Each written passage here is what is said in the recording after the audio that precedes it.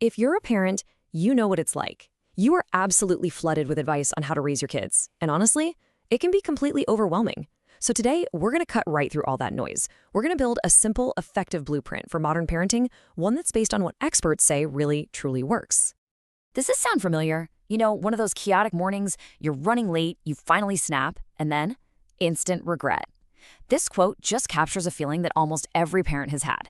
It's that gut punch moment when you realize the stress of the day is shaping you into a parent you don't want to be. And that's often the real catalyst for change. So you have a moment like that, and you decide to look for answers. But what do you find? An avalanche of books, blogs, experts, and they're all saying different things. It's this total information overload that can leave you feeling even more lost than when you started. The big question is, where do you even begin? What actually works? Well, the solution isn't about finding one single magic trick. It's about building a solid foundation. So in this explainer, we're going to walk through a really simple framework that's built on 3 core pillars: understanding your child, understanding yourself as a parent, and then strengthening the connection between you both. So here's our game plan. First up, we're going to dive into the child's inner world. Then we'll turn the camera around and look at the parent's mindset. After that, we'll talk about building a communication bridge, and finally, we'll put it all together into a practical toolkit for handling today's challenges. All right, let's start with pillar 1, understanding the blueprint of your child's inner world. Because before we can guide them, we really need to get what they are fundamentally built to need for a healthy, happy life. Okay, so first things first, we have to get clear on a crucial difference: needs versus wants. A need is completely non-negotiable for well-being. We're talking things like security, love, and acceptance. A want is more of a preference, like the latest toy or a specific brand of cereal. Confusing these two is such a common trap, and it can lead to a ton of frustration for everybody involved. Now, we all know kids need the basics: food, shelter, the obvious stuff. But here's what all the research makes crystal clear. Their emotional needs, things like acceptance and respect, are just as critical for healthy development.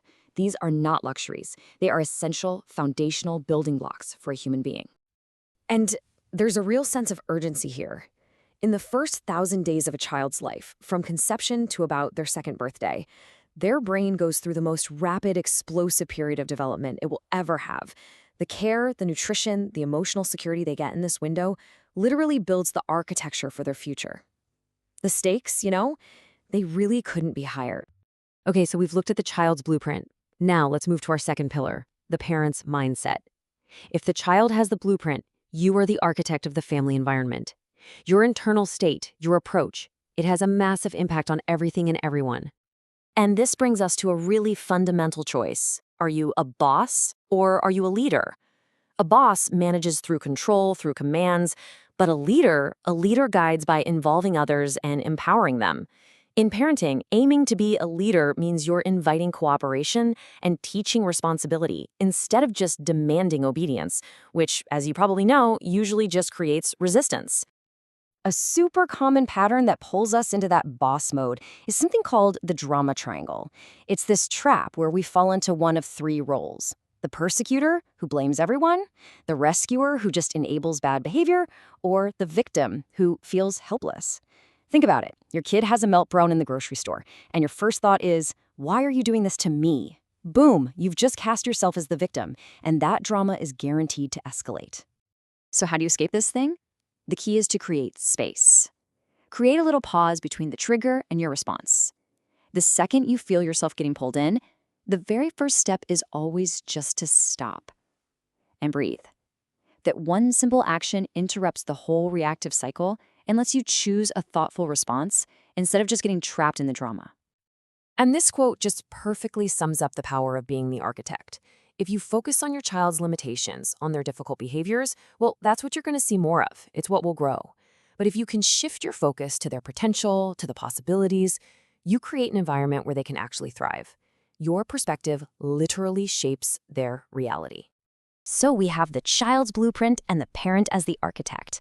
Pillar number 3 is all about how we connect the two, and the most fundamental tool we have for that is a strong communication bridge.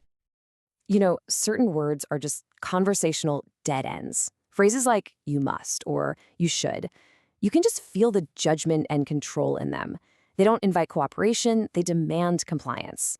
And that almost always triggers a power struggle, which shuts down the very connection you're trying to build. But now, look at the alternative. Instead of building a wall with demands, tiny little shifts in language can open up a whole new road. Phrases like you could or you can choose give a sense of control back to your child. And expressing your own need with I want to invites collaboration instead of making them defensive. It turns a potential confrontation into a real conversation. Of course, communication isn't just about talking, it's so much about listening. And active listening, that's a real skill. It means putting your phone down, making eye contact, and giving your child your full, undivided attention. This doesn't just help you get information, it sends a huge, powerful message. You matter. Your thoughts and feelings are important to me. Okay, let's put this all together into our practical toolkit. We're going to take our understanding of needs, our leader's mindset, and our communication skills and apply them to a really common challenge that so many parents are facing right now. Cyberbullying. It's a huge fear for so many parents, and for good reason. Unlike the playground bullying of the past, this can follow a child home. It can get into their bedroom 24/7. It's relentless, and it's often totally invisible to adults, which makes it especially damaging.